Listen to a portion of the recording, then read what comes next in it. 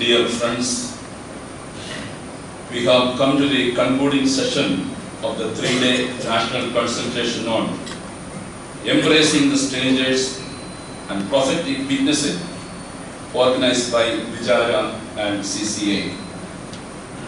In this closing session, we will have messages from Reverend Dr. Nurlian, CCA Consultant on Mission, Mrs. Susan Jacob, former Communications Secretary CCA, Reverend Maxine John, Director of Missions of CSI, and Father Dr. Easow Mathew, General Secretary, Kerala Council of Churches and Professor at Orthodox Theological Seminary. About 1 out of every 113 people worldwide are either refugees or internally displaced, and about half of the world's refugee population was under the age of 18. Many of the refugees have limited access to labor market opportunities, education and other public goods, and are often forced to work in the grey economy where they are vulnerable to exploitation. Most of the world refugees and most internally and displaced people are not living in organized camps, but rather are struggling to eke out a living on the margins of the cities. The real refugee crisis we face is that too many refugees have been refugees for far too long, and better solutions are needed. The other day, we read from the newspaper that Donald Trump, President of USA, whose administration has introduced a zero-tolerance approach towards migrants and refugees who cross the US southern border without documents. Part of the policy has been separating children from their parents who are detained.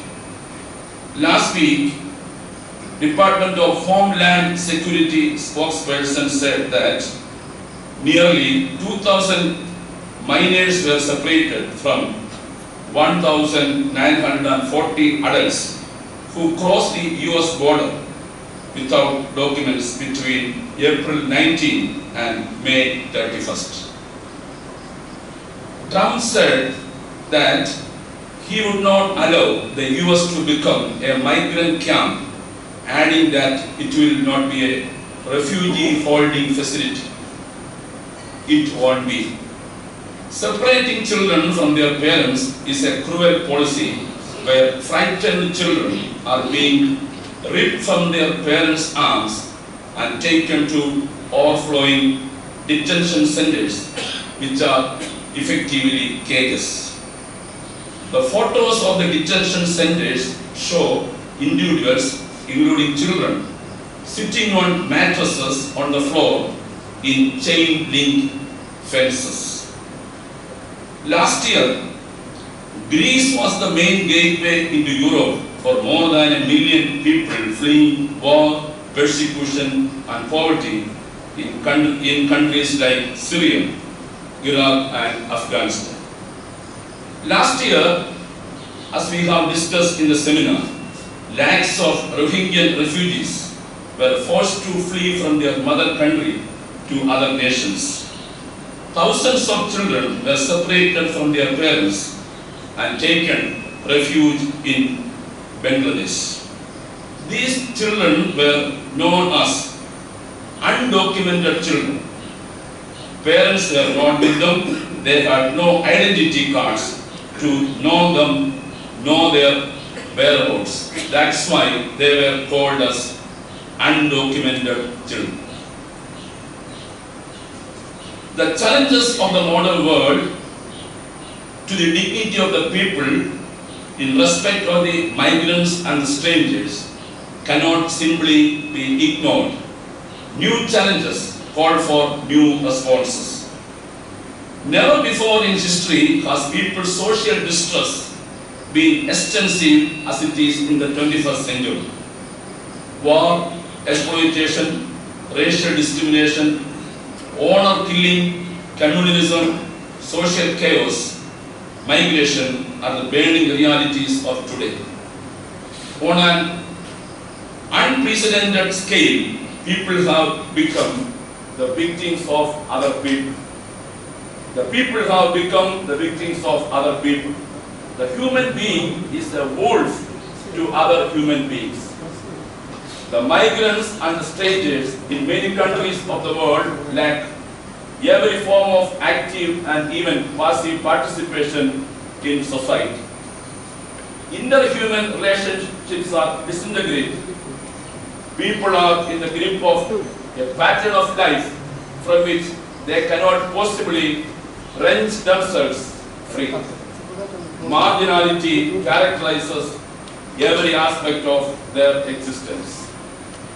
The joy and hope, the grief and anguish of the people of our time, especially of those who are migrants or strangers or marginalized, afflicted in any way, are the joy and hope, the grief and the anguish of the followers of Jesus Christ as well.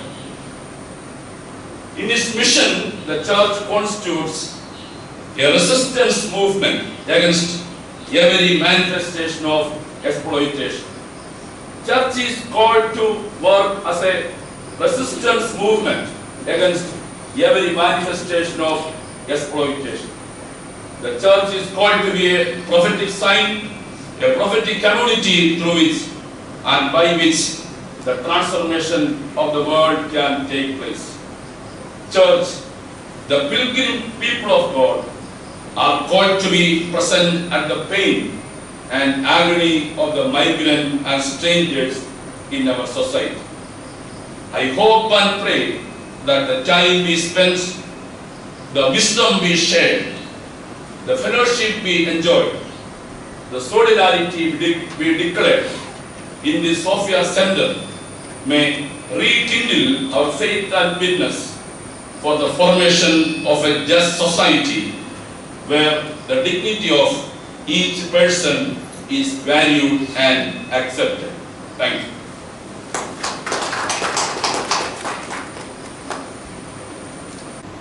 Enemy to me, but we have to reconsider this thinking, and we should come to the stage that without the other, I have no existence. The other person is not a threat or an enemy. Other person is part of my personality. As I said, we usually consider the other person as a stranger. 100% correct. In addition to what Achan said, we consider the other person as a stranger, the other person as an enemy, the other person as a threat. When I studied in the primary school, we had morning assembly sessions. All students had to take an oath in the assembly. We all are supposed to repeat the pledge, the oath, after the school leader. In India, we all know the oath or the pledge we take in our schools. India is my country. All Indians are my brothers and sisters. I love my country. As Easow Mathew said, hundreds and thousands of people from Bengal, Assam are working in Kerala. The media, especially the newspapers, call them as alien laborers. In Malayalam, they say Anya Samsthana Thoilani, Anya Samsthana Thoilani, alien state laborers. But when I was a child, when I was a primary school student, I have taken the pledge that India is my country, All Indians are my brothers and sisters. When I grown up, I call them alien people from alien states. We have to change our attitude towards other people. Without the other, I have no existence. The other person is part of my existence. We are called to live together. We are called to work together. We are called to share what we have. That's the intention of the Creator. Jesus said, I was thirsty, I was hungry, I was naked, I was in the prison, I was sick.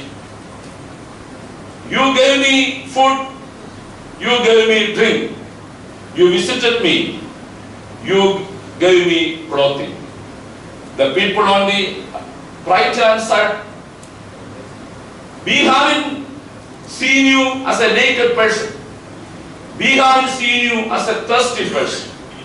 Jesus said, whatever you have done to the least of my brothers and sisters, you have done to me.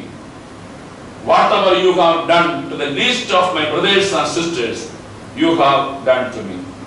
The 3-day national seminar on embracing the stranger and the prophetic witnessing enlighten our hearts and minds to be more like Jesus Christ and to practice a preferential option for the poor, a preferential option for the strangers, a preferential option for the downtrodden, the migrants and the refugees. May God bless us and challenge us to take this responsibility wherever He is placed in this contest. May God bless you. Thank you.